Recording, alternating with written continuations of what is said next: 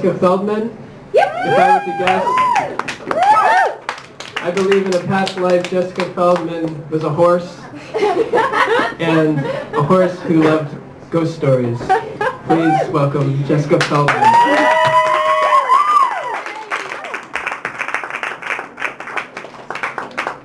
The voice performer in me that needs the stand. I just realized right now that I hate this title, so I'm not going to read it. I'm just going to start. Some cut I got making my way through the fatherless and heathen wood. The day I stopped coming by to make amends, things were green. You burn on. Flush game to the center of a circle, make camp and wait. I am a girl, and there are woods, and there are some woods for me to become barbaric in and then relinquish.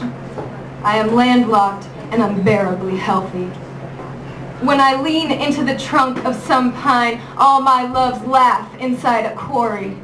I am with words for belonging and with words for not belonging. There is a word for how it feels to be wasted and blind like birdshot. That word is a jackal or an armored horse or neither. When there is a small set of stars vanishing, I like to remember a wild place I go to sometimes, a room without chairs, crowded with light. Am I so brave that what were once maned wolves are now purple asters, are ladles as stiff, as accurate as a flock of hooded merganser? I have never been a person in the world with hands held out, anticipating communion. I have not been that honest. You, bright helix, touch, tell this touch, I am far from things I knew. I've been watching a lot of Ken Burns, specifically his Civil War stuff, which I highly recommend. So this one's to Ken Burns. Goodbye, 1862. Stonewall, eating a peach, sucking lemons.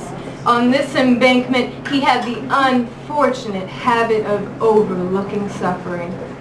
Antietam and all its dead laid out like some carpet, tugged up in places as harmless as leaf litter and squirrel nests. For some towns far from Fredericksburg, far from these cornfields blighted and battled, the news will be that there are no more young men in that town anymore. No more young men birding from the backs of their racking horses, their grass guts. No one coming home anymore, eventually. This one is forthcoming in the newest Sun Skeleton, Red Panda. All of this just backwoods talk. A nicotine-stained history spent eating hamburgers, casualties, farming, fields. They vowed as kids they'd sell off, but here they are, blessed reaper of cow corn, father burdened by coveralls, beating 6 children red as the panda's thick haunches.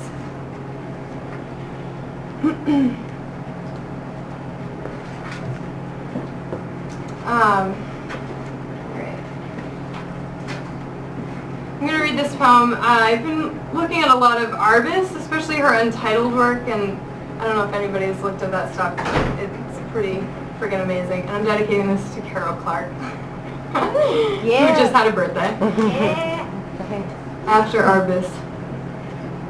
They could be sisters, one beside the radio flyer and one under her small plastic chair. Within their handbags, candy necklaces, empty wallets, a prayer card for a sick nun in Prague. They are heavy like drapes in this windowless room.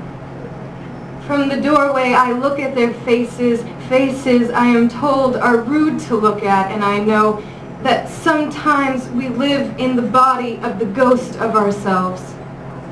Sometimes we play outside as kids and we're animals in that place. Together, we make this parade with others in the park, together over that steel-cut lawn. Oops, I'll get that later. A work with birds. Ventured into a landscape the color of butter, sky over the water, a belly full of frigate birds like black buttons blindly tearing towards those buttonholes. Alone in my engineer boots, am I a sad human girl with boating accidents for eyes? A barrel of beef and bread barge for our supper, a sailor hollers down from his ship without sails. His face, it opens like a dirty sneaker, and he smiles. It reaches out to me like hands from a sewer. So the hands, are they ghosts, or are they rivulets in the gutter? I carried the tether that once held a skiff to a slip on the lake.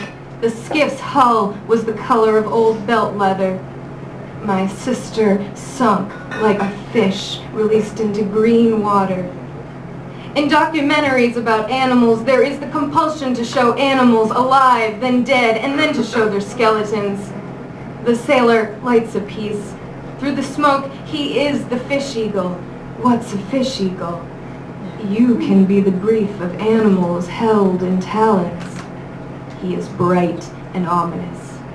Pebbles disappear down the throats of the birds surrounding me. I am a sore loser deep down. I was going through the family stories recently, and I came to find that my great-great-grandfather escaped from the Russian cavalry and became a criminal in America. So this is dedicated to my great-great-grandfather, the Pole Pavel. 1923. Whistles like howls of coyote or coy dogs, and I'm up, hands between the mattress and the box spring, bringing up the revolver, a tin flask, and a wristwatch. A corn moon slips through the curtains like a lady in a nightgown, eyes through a veil, eyes without a face, eyes through eye holes, ghost eyes like a Halloween costume, like pickerel flashing under black water. Black Mike below my window, get your rope, he says, and bring your blades. Another howl, Black Mike's brought his feist dogs. Black Mike snarls at the snap of the screen door, the door I slip through like leech through water. We head to the cattle fields on the blue mule with eyes like wampum. Black Mike and I hazy with fever, Black Mike and I smelling cattle, Black Mike with his Jew's heart plucking our way through the last elms giving way to cow pasture, prize cow haunts.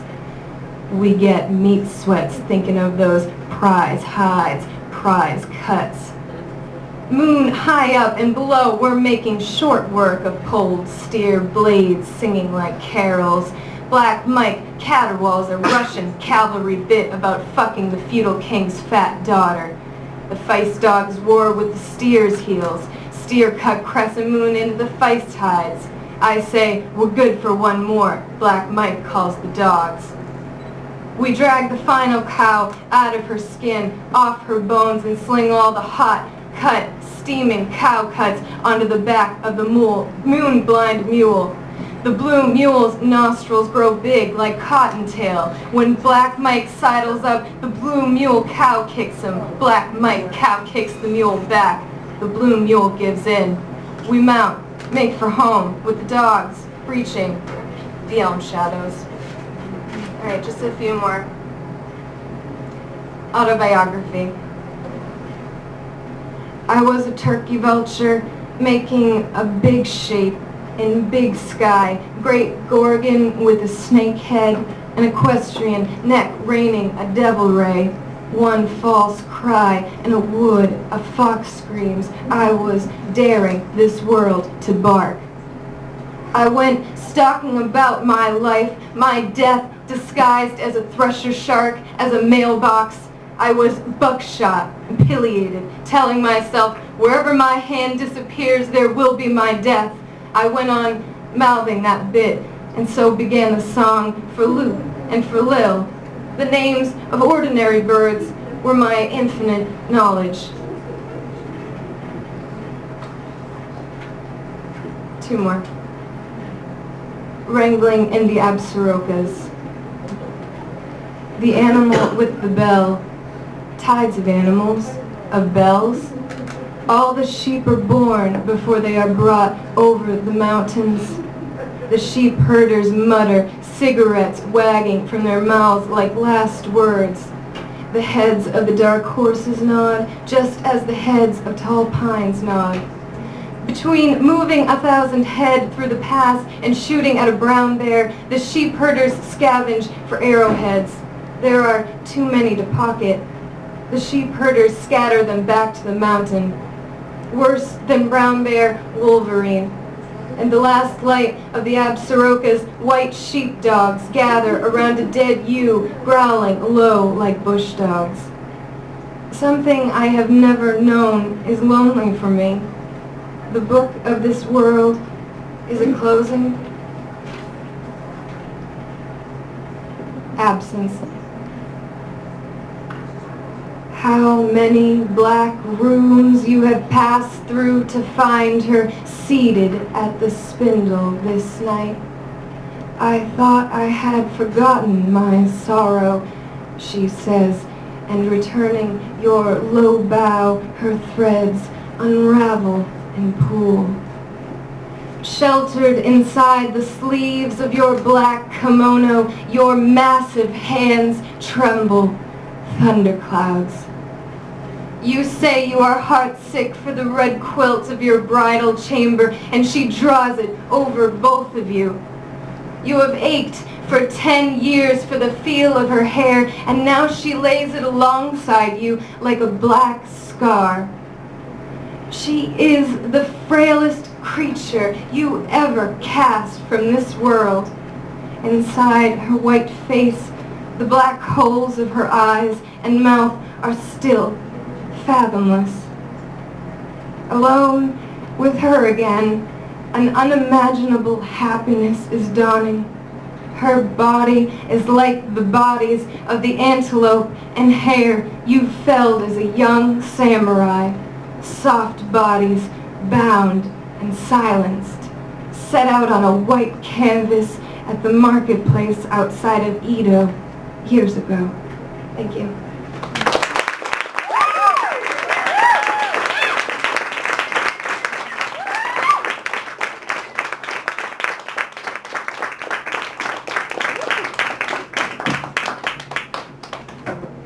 Thanks, Jess. That was beautiful. I would now like to introduce Maria Chelko, who I've been looking forward to hearing read at one of our events for a good number of times, and I am so pleased that she was able to make it tonight. I guess one thing to mention is that all the readers who have read tonight are going to be appearing in an issue that exists in a digital sense, but not in a physical sense, and so that is actually the very purpose of this event, to actually print it. But contrary to that, Maria Chelko appears in the second edition, which you can find over there, and it is beautiful. So please welcome Maria MRB Chelko.